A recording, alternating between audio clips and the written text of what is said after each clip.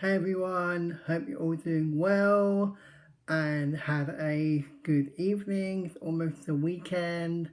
I've just done a Facebook Live and so I'm doing a short summary of it, which is going to go out on YouTube.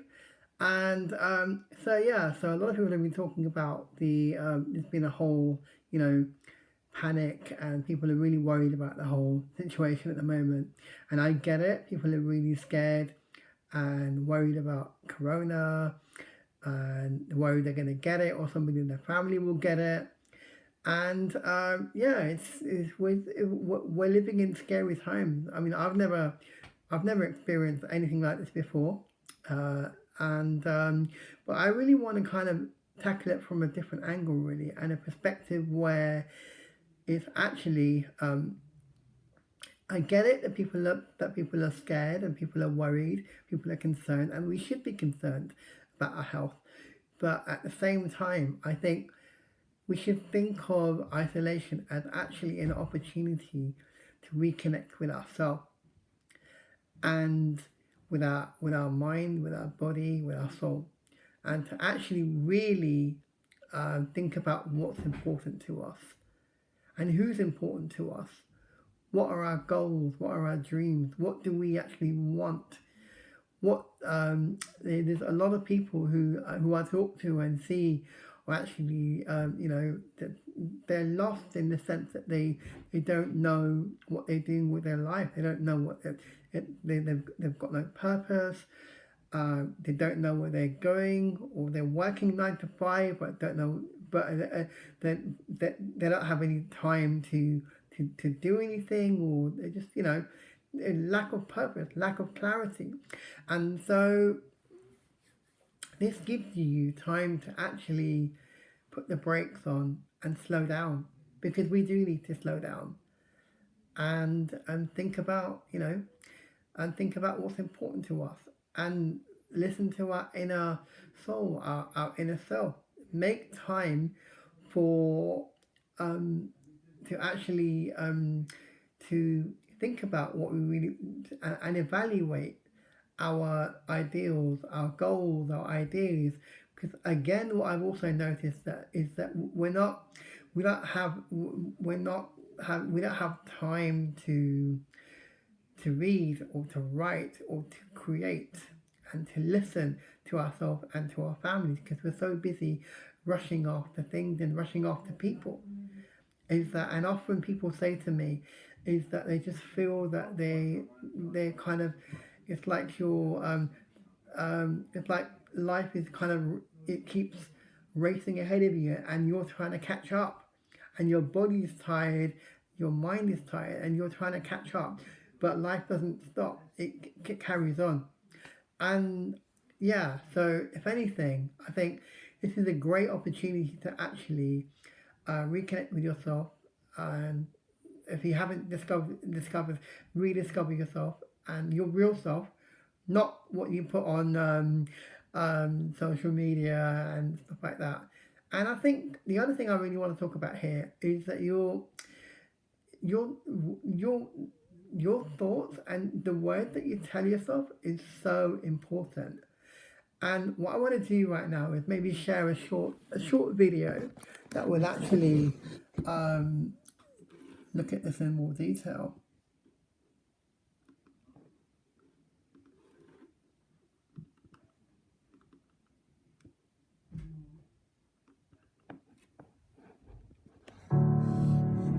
Your words, mixed with your beliefs, blend to become your reality.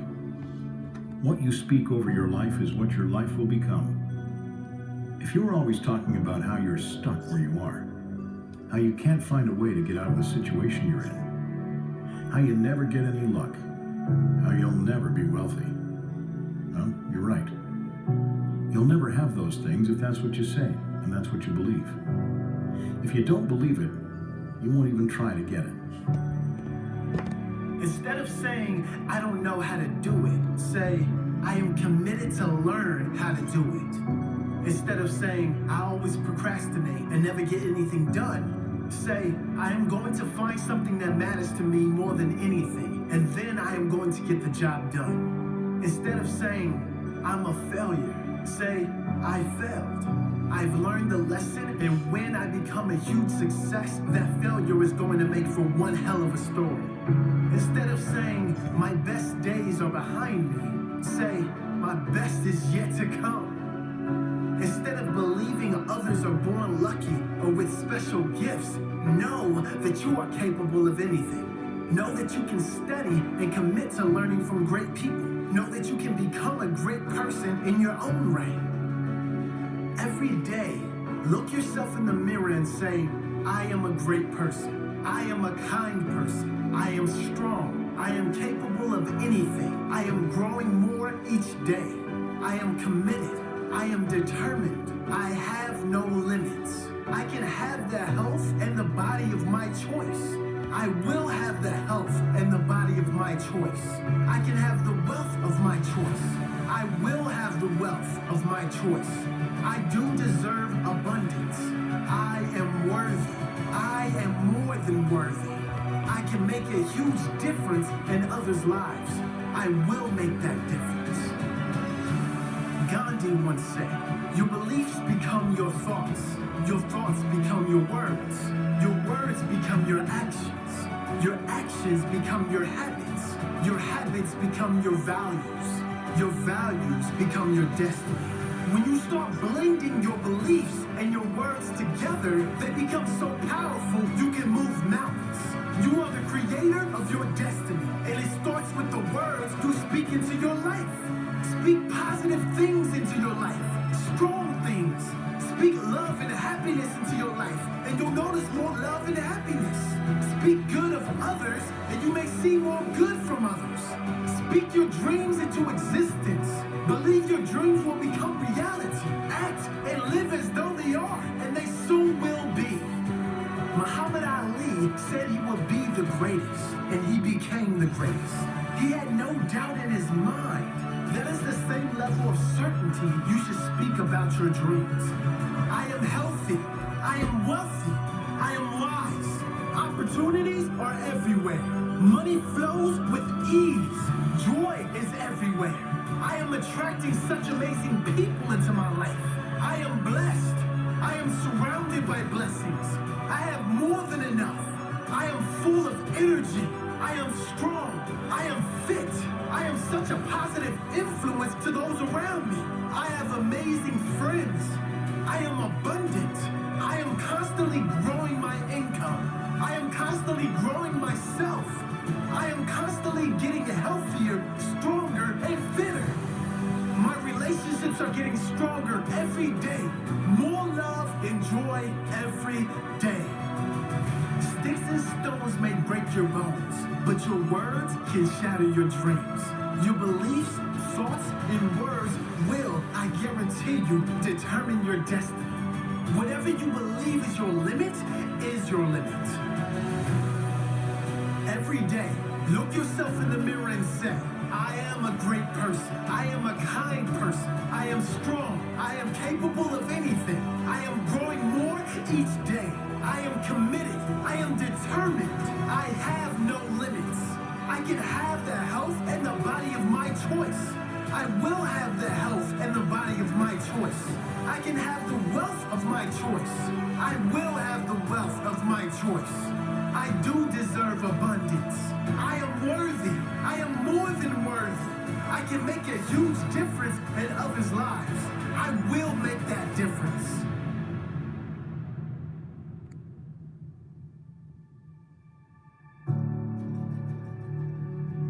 Daily affirmations are helpful because they reprogram your mind, your thoughts and beliefs. Some of the most successful people on earth practice daily affirmations. If you're doing it consistently, every single day, in the morning before you start your day, you will begin to develop new beliefs, and your life will start to change before your eyes. If it's not natural at first, if you feel like the words aren't believable, stick with it. The goal is to feel as though you already have the things you want. As you speak the words, feel as though you are already that person. Whatever words work for you, write them down, your own affirmation, and read them every day. That's the key. Repetition. and feeling the words. If they get old, freshen them up to something more powerful and meaningful.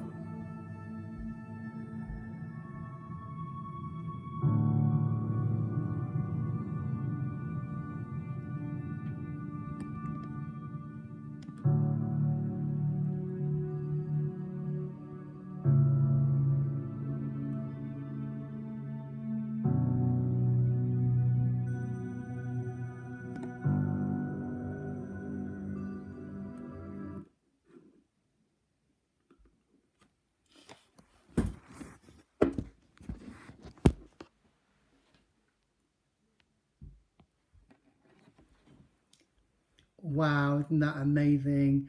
Affirmation is something that I try to practice daily in my life. It's something that I've been passionately advocating and talk about very often, and it's actually how you think and how you feel will be how you behave. If you I mean, it really is as simple as changing your thinking to actually thinking of yourself as successful, and how will it feel to be successful. I mean, very often something that I did that I try to do is I've got daily affirmations and daily to-be lists. So for instance, I'm always telling myself that I'm positive, smart, thankful, creative, inspired, tireless, fearless, confident, hungry. And I don't mean food here. By hungry, I mean someone who is driven, someone who has dreams, and someone who will wake up at 6 a.m. in the morning when they're tired, when their body is tired, but they'll still get up and seize their day, carpe diem, seize the day. I used to hate getting up in the mornings, and honestly, every time my alarm would go off, I'd put it on snooze. And then what would happen? I'd tell myself, okay, I'll be up in 5 minutes. What happens? I fall back to sleep. And next thing you know, it's like 8 o'clock, 9 o'clock, 10 o'clock. And you're thinking, why did I just not get up at 6 a.m. in the morning when my alarm actually went off? And the reason why I did it was because you listen to that side of your brain, those ants and the automatic negative thoughts telling you, I don't want to face today. I'm tired. I've had enough. I'm too tired. This is too hard. This is too difficult. This is too long. And part of the whole process is reprogramming your brain. There's a lot of science that's going into it now. It's something called neuroplasticity, where you actually rewire your thinking to actually replace your old thoughts and attitude behaviors with new behavior. This is not easy. It takes time, but if you keep at it, there's no limit to what you can achieve. The only limits are the limits that you set yourself. And one of the like I said, I used to hate getting up in the morning, but one of the things that has changed my routine over the last few days, and hopefully will change my life and change your life, is a very simple rule, something called 5, 4, 3, 2, 1, which I discovered. And I'm going to share it with you in 1 second.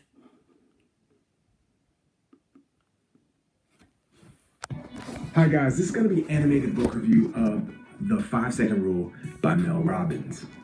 So, how many of us out there have goals? And what stands in the way between our goals and obtaining the success from those goals?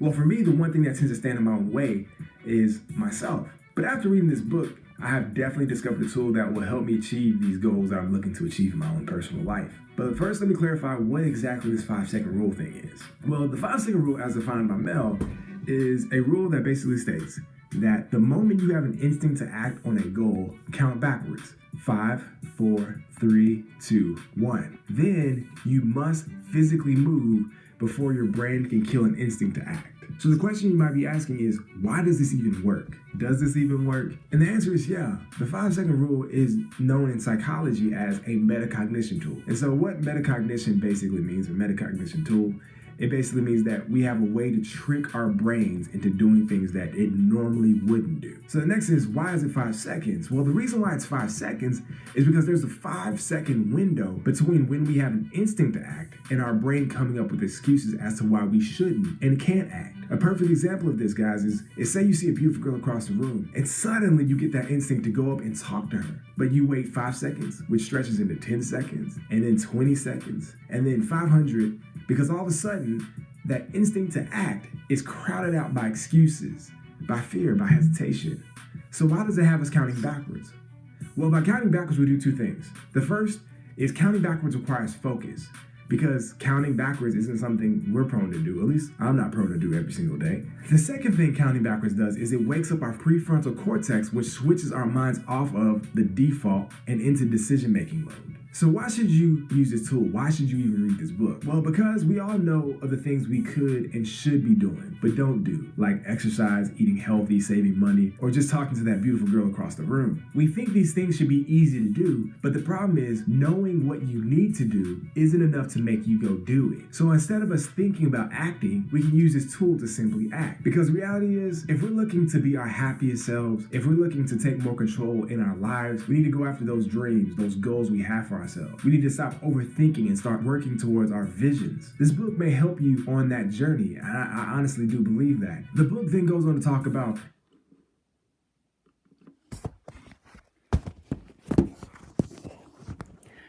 So the 5-second rule, I've tried it for the last 2-3 days, and trust me, it's got me out of bed. The moment my alarm went off, I jumped out of bed it was like I was on a mission, and every day is a mission to do something great, to do something fantastic, because you are fantastic and you are great, and you got to show that to the world. You got to make a difference, and this really helped me make a difference, actually, and hopefully, habits don't change overnight. But slowly, step by step, if you keep at it, baby steps, if you keep at it, slowly, those old habits will be replaced by new habits. And that's called